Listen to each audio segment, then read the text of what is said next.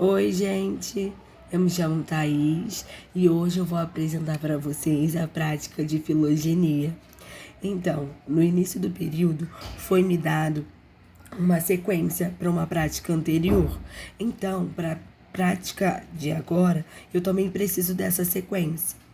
E aí, eu construí uma planilha com diferentes sequências advindas do NR, Uniprot e PDB, assim como das matrizes Blossom 62, PAN 250 e Blossom 45.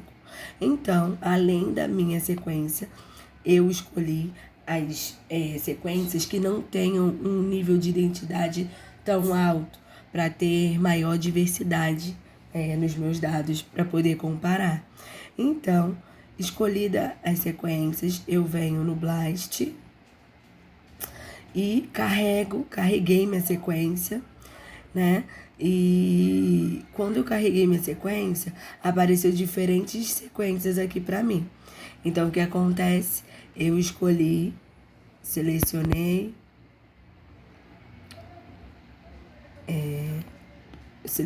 essa sequência e o que me interessa é o formato FASTA. Então, eu venho aqui no ID, eu venho no ID e seleciono o formato FASTA. Então, selecionei de cada uma das outras 9 sequências e coloquei esses dados aqui no Notepad++. Feito isso, salvei essas informações no formato FASTA e exportei esses dados para o programa BioEdit, que é onde eu vou fazer o alinhamento, onde eu fiz o alinhamento dos meus dados, das minhas sequências. Então, como é que é feito esse alinhamento? A gente vem em File, Open, e aí eu seleciono a sequência FASTA, como já está selecionado aqui. Na verdade, já está selecionado aqui. Então, eu venho em Accessory Application, Cluster W, venho em Run Cluster W, OK, e rapidamente o programa faz o alinhamento dos meus dados. Então, como a gente pode ver aqui, com o alinhamento dessas sequências, podemos ver que no início delas temos gaps, como nesse sítio aqui também. E ao rodar aqui, a gente percebe gap em diferentes sítios dessas sequências de proteínas. Então, se a gente for até o final, a gente consegue ver diferentes sítios contendo gaps. E aí, tá, feito isso, eu salvo aqui em File, Save As. Eu salvo essas sequências no formato FASTA. E aí agora, não vou salvar porque eu já salvei,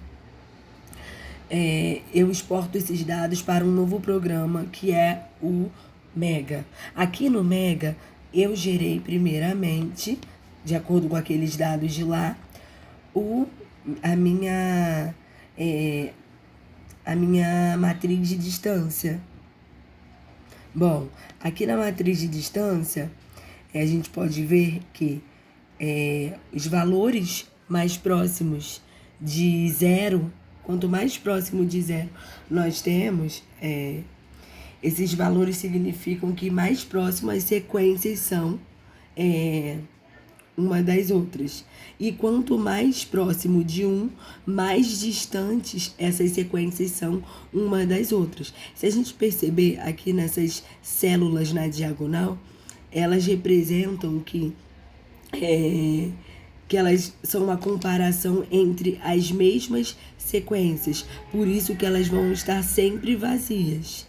Então, feito isso, a gente já tem dados para poder construir a primeira árvore filogenética mais simples, que no meu caso foi a do modelo de Poisson, né? E como é que a gente faz isso? A gente vem aqui em phylogeny, construct test neighbor join, que foi que eu escolhi. E aí, quando a gente clica aqui, vai perguntar yes. E aí a gente vai selecionar alguns dados. Eu não vou selecionar porque eu já construí a minha árvore. Então, a gente vem aqui, ó, essa aqui é a árvore no modelo mais simples de Poisson. Então, eu venho aqui, já construí a minha árvore no modelo mais simples. E aí, agora, para poder dar sequência para a construção da árvore final, eu venho em Models, Find Best DNA e Proteína, e eu vou construir a minha tabela, né, que vai me dar uma base para construir a minha árvore final, que é a parte que vai determinar qual é o melhor modelo de substituição para o meu alinhamento de proteínas. Então, eu venho aqui e Use Tree from File, e aqui eu venho para selecionar os dados da minha árvore, a primeira árvore de Poisson, tá? É no formato Newick. Eu não vou fazer porque eu já tenho essa árvore pronta. Então, essa é a tabela. Então, eu gerando esses dados, eu vejo que eu tenho, essa é a minha tabela. E o que essa tabela ela vai me mostrar? Bom, o que significa é que os parâmetros aqui, eles dizem sobre os modelos de substituição. Em model, nós temos os modelos que foram determinados.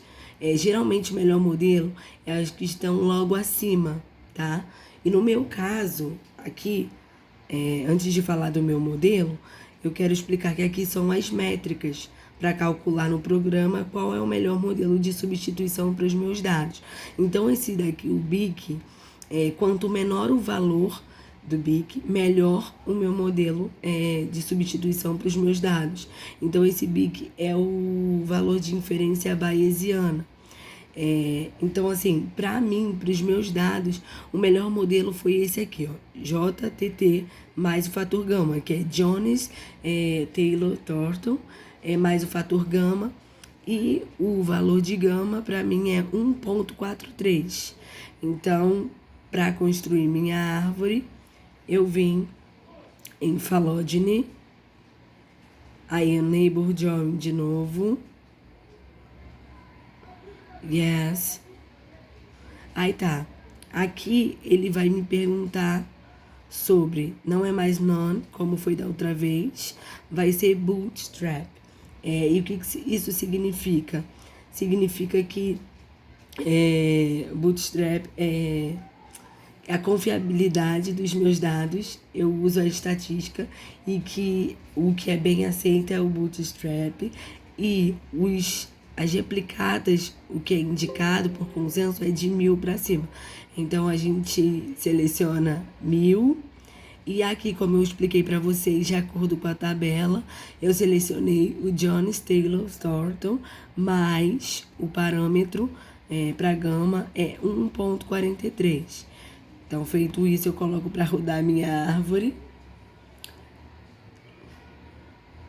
E como eu já fiz isso, é só para demonstrar.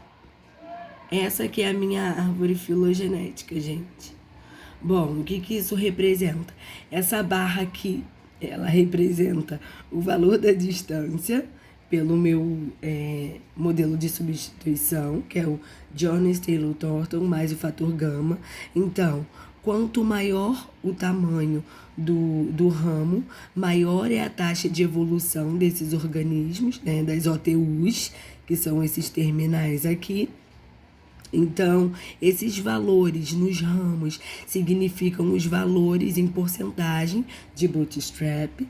E o que isso significa? Que das 1000 árvores geradas, as relações entre a minha sequência Thaís e a Arabidopsis thaliana, ela se mantém da mesma forma. Isso significa que nesse clado a minha sequência e a sequência da planta Arabidopsis thaliana tem 100% de identidade, assim como o meu clado de Arabidopsis thaliana tem 99% de identidade com o clado de Arabidopsis lyrata. E assim por diante. Aqui termina a minha apresentação. Obrigada.